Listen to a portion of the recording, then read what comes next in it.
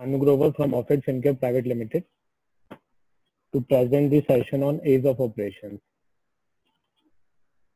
तो अभी तक आपने जितने सेशंस अटेंड किए उसमें आपने अभी तक ये सीखा होगा कि म्यूचुअल फंड क्या होता है, कितने तरीके के म्यूचुअल फंड होते हैं, डेट फंड होता है, इक्विटी फंड होता है, ELSS फंड्स होते हैं, और उसमें SIP क्या होती है और लमसम क्या होता है। तो आज हम देखेंगे कि उसमें जब हम किसी क्लाइंट के पास जाते हैं तो इन चीज़ों को इम्प्लीमेंट कैसे किया जाता है। तो इसमें 2-3 चीज़ें ही होती हैं।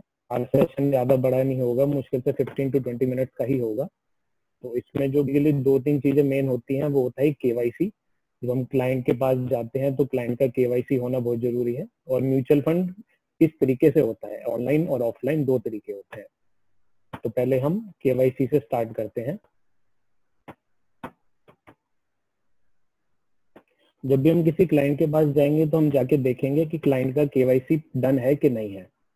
KYC होता है नो योर कस्टमर। तो हमें पहले चेक करना होता है कि क्लाइंट का KYC पहले से हुआ हुआ है कि नहीं हुआ हुआ। तो उसके लिए एक वेबसाइट होती है जो आप स्क्रीन पे यहाँ देख रहे होंगे, www.cvlkra.com। इसको जब आप ओपन करेंगे तो वहाँ पे ऐसी विंडो बनी आती है। तो यहाँ पे हमें क्लाइंट का पैन नंबर डालना होता है। जब आप पैन नंबर डाल देंगे यहाँ पे कैप्चा डालने का ऑप्शन आता है। यहाँ पे क्लाइंट का कैप्चा डालते हैं, उसके बाद सबमिट कर देते हैं। सबमिट करने के बाद यहाँ पे सारा स्टेटस हमें नीचे शो हो जाता है कि अगर क्लाइंट का KYC रजिस्टर्ड होगा तो यहाँ पे KYC रजिस्टर्ड नजर आ जाएगा, और अगर KYC रजिस्टर्ड नहीं होगा तो यहाँ पे कुछ भी नजर नहीं आएगा, इतना ब्लैंक आएगा। तो पहले हमें चेक करना होता है कि क्लाइंट का KYC हुआ हुआ है कि नहीं हुआ हुआ।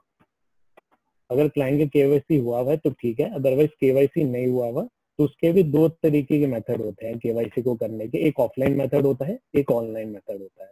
पहले हम ऑफलाइन मेथड देख लेते हैं कैसे करते हैं हम।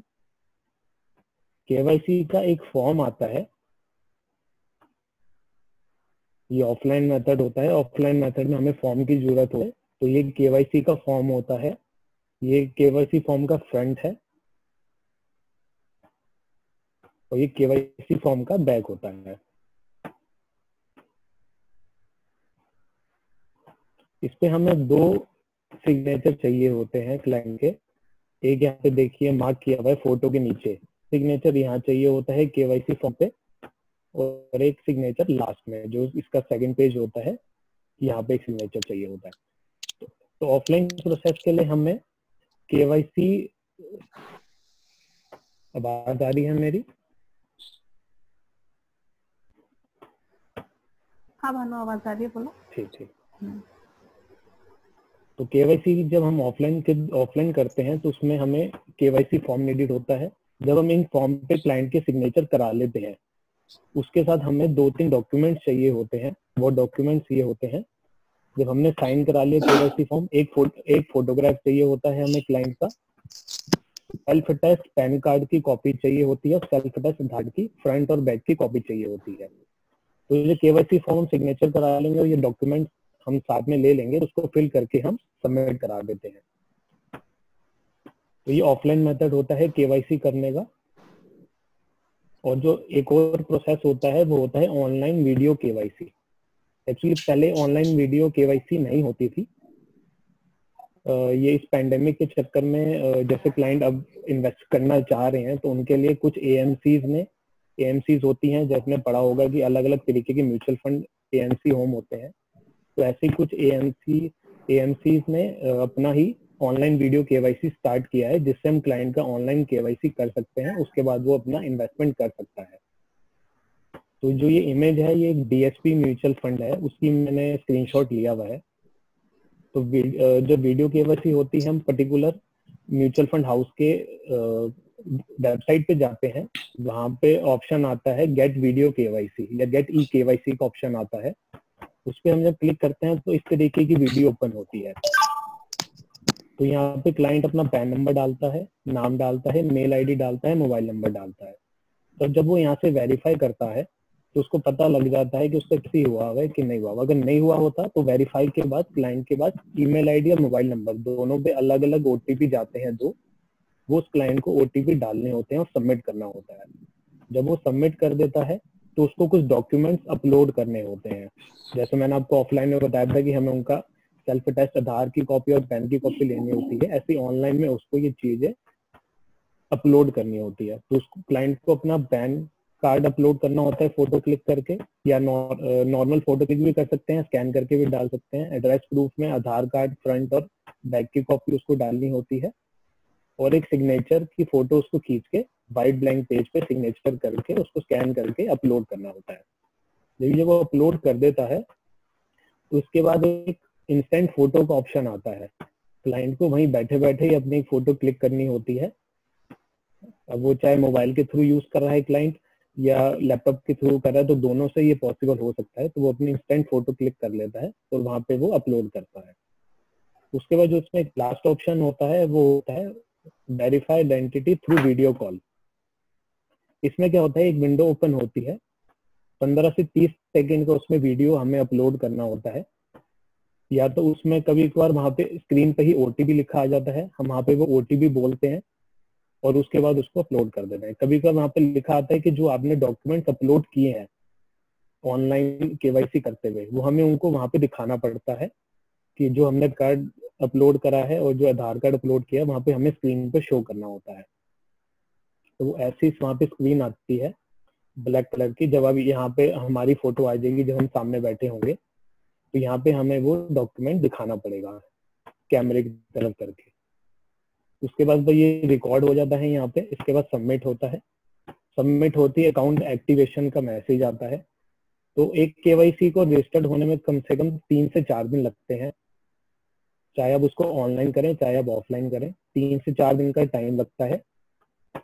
तो क्लाइंट का केवाईसी डन हो जाता है।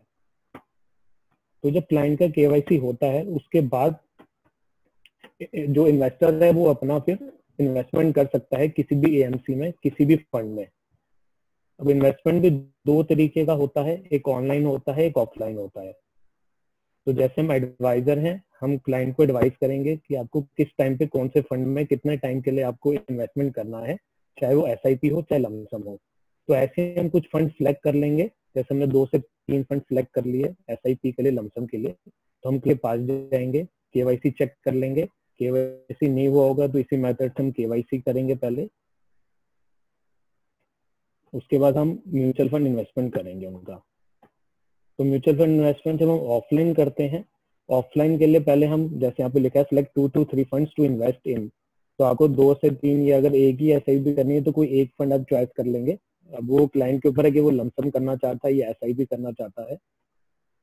उसके बाद ऐसे ही पर्टिकुलर एएमसी का, जैसे आदित्य बिरला एएमसी है, एचडीएफसी म्यूचुअल फंड है, आईसीआईसीआई म्यूचुअल फंड है, डीएसपी म्यूचुअल फंड है, हर एएमसी का अपने अपने फॉर्म्स आते हैं जो आपको हमारे थ्रू मिल जाएंगे, हमारी वेबसाइट पे आपको मिल जाएंगे।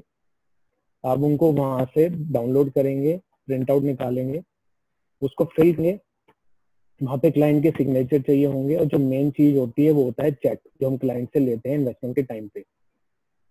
स्कीम का नाम मेंशन करेंगे हम चेक पे, क्लाइंट के साइन होंगे, अमाउंट होगा। तो हम वो फॉर्म फिल करके, अगर केवाईसी नहीं हुई, केवाईसी फॉर्म के साथ एप्लीकेशन फॉर्म हम सबमिट कर देंगे ऑफलाइन प्रोसेस में।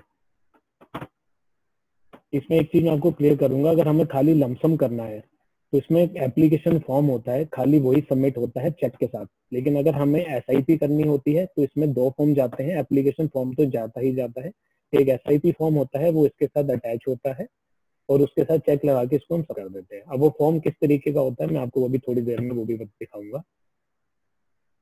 तो ऑफलाइन प्रोसेस ये होता है नॉर्मली।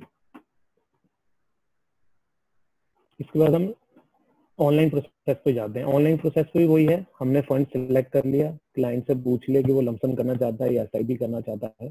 ऐसे हम पर्टिकुलर, जैसे हमने केवाईसी किया था, जिस एएमसी में हमने इन्वेस्ट करना है, चाहे डीएसपी में करना है चाहे एचडीएफसी में करना है, उस पर्टिकुलर एएमसी के हम वेबसाइट पे जाएंगे। वैसे ही नॉर्मल विंडोज वगैरह खोलेंगे, हम डिटेल्स डालेंगे क्लाइंट का, पैन नंबर, बैंकिंग डिटेल्स वगैरह हम उनकी डालेंगे, नॉमिनी किसको बनाना चाहता है नॉमिनी डिटेल्स डालेंगे।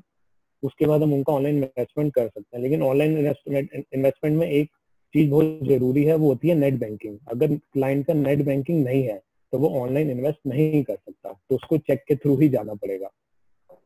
अगर उसकी नेट बैंकिंग है तो वो ऑनलाइन इन्वेस्टमेंट कर सकता है, चाहे वो लमसम हो चाहे वो एसआईपी हो।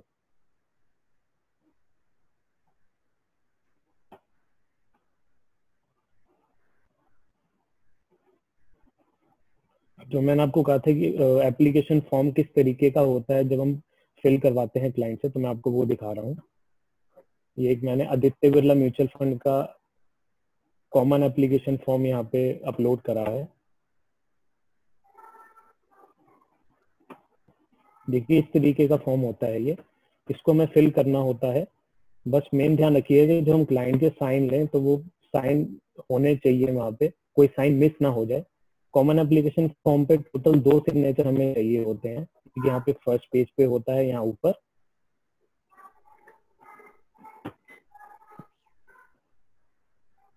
ये बाकी होती हैं जो हमें यहाँ पे भरनी होती हैं, name, PAN number, date of birth.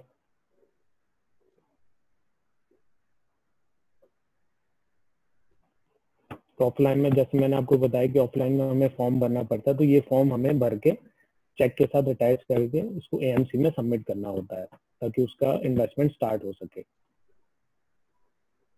तो ऐसे ही डिटेल्स हमें भरनी होती हैं, address proof, banking details, scheme name, उनका ऑक्यूपेशन क्या है, उनकी इनकम स्लैब क्या है, एनुअल वो कितना कमाते हैं।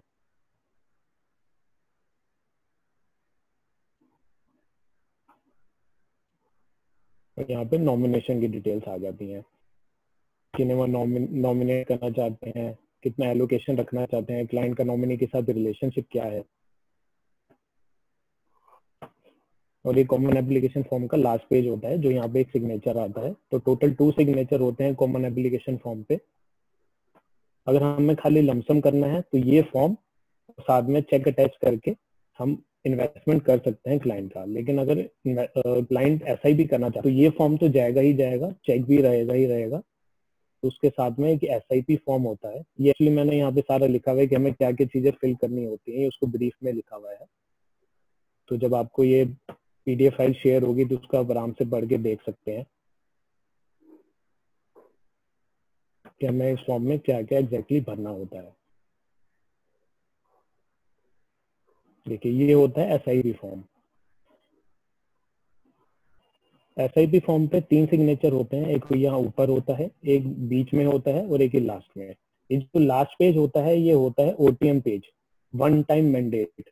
यहाँ पे हम क्लाइंट के साइन इसलिए लेते हैं और ये मैंडेटरी भी इसलिए होता है क्योंकि क्लाइंट जो हमें बैंकिंग डिटेल्स दे रहा है, ये पेज जो हम यहाँ से ये फाड़ के क्लाइंट के बैंक के पास जाता है कि वो अपने बैंक से परमिशन लेता है कि हर महीने की पर्टिकुलर जो हमने एक एसआईपी डेट सेलेक्ट करी है उस महीने की उस पर्टिकुलर डेट को मेरा एसआईपी अमाउंट मेरे अकाउंट से डिडक्ट होता रहे। तो जब भी हम इस फॉर्म को भरते हैं हमें बहुत ध्यान से देखना है कि इस जो लास्ट है यहाँ पे कोई भी गलती मिस्टेक नहीं होना चाहिए, क्योंकि अगर यहाँ पे थोड़ा सा भी मिस्टेक हुई तो ये रिजेक्ट हो जाता है। तो ये एसआईपी फॉर्म होता है जब हमें क्लाइंट की एसआईपी करनी होती है, तो ये SIP form, common application form और चेक साथ में अटैच होकर हम इसको एएमसी में सबमिट कर देते हैं।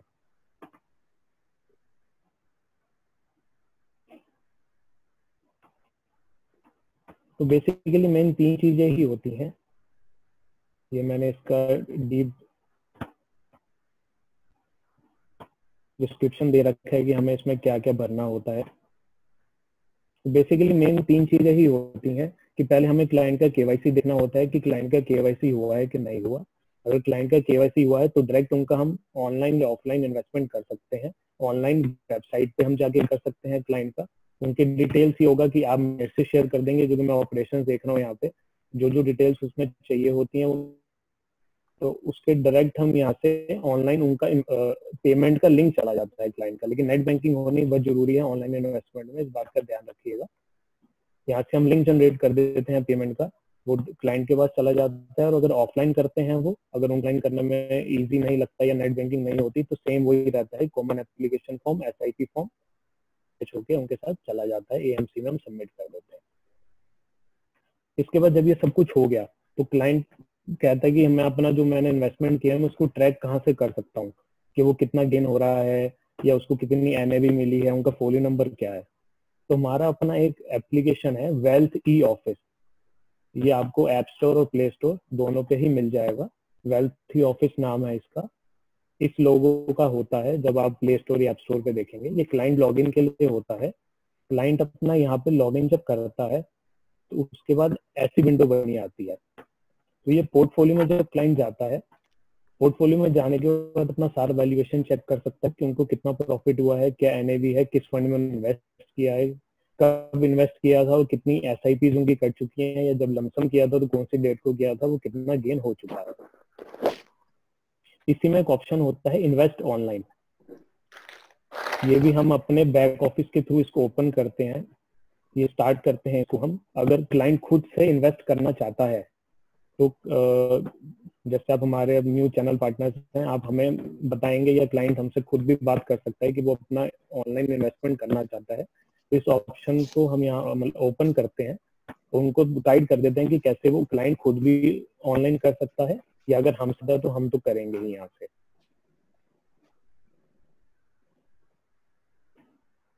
बेसिकली मेन यही 3-4 चीजें हैं। और जब हम किसी क्लाइंट का म्यूचुअल फंड करते हैं तो ऐसा नहीं है कि हमने एक बार कर दिया तो उसको हम ध्यान नहीं देते बात। तो हमारा ये भी जरूरी काम है कि हम जब किसी को कोई फंड सजेस्ट करते हैं, 1% अगर वो नहीं ग्रो कर रहा तो ये हमारी ड्यूटी होती है कि उसको हम चेंज करवाएं, उस फंड को स्विच कराएं, ताकि वो दूसरे फंड में स्विच करने के बाद उसको प्रॉफिट हो क्लाइंट को। तो हमें मेन क्लाइंट को बेसिकली ये चीज सिखानी है कि म्यूचुअल फंड सही है, म्यूचुअल फंड सही तो है but with the right advisor. तो जब भी हम किसी क्लाइंट को एसआईपी या लमसम बेचते हैं तो हमें खुद उसमें देखना होता है कि जो पर्टिकुलर फंड का ग्रोथ है वो पिछले 3 ईयर से 5 ईयर्स में कितना रहा है, उसी हिसाब से हम क्लाइंट को वो फंड देंगे ताकि उनको इन फ्यूचर जाके अच्छे से अच्छा प्रॉफिट मिल सके।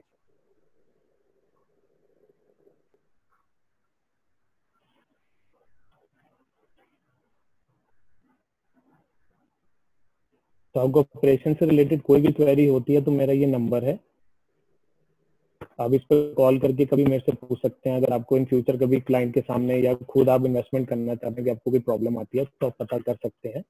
और अगर टर्म एंड मेडिकल इंश्योरेंस के रिगार्डिंग आपको इन्फॉर्मेशन चाहिए तो यहाँ पे मैंने नंबर मेंशन किया हुआ है, तो आप इस पर कॉल कर सकते हैं।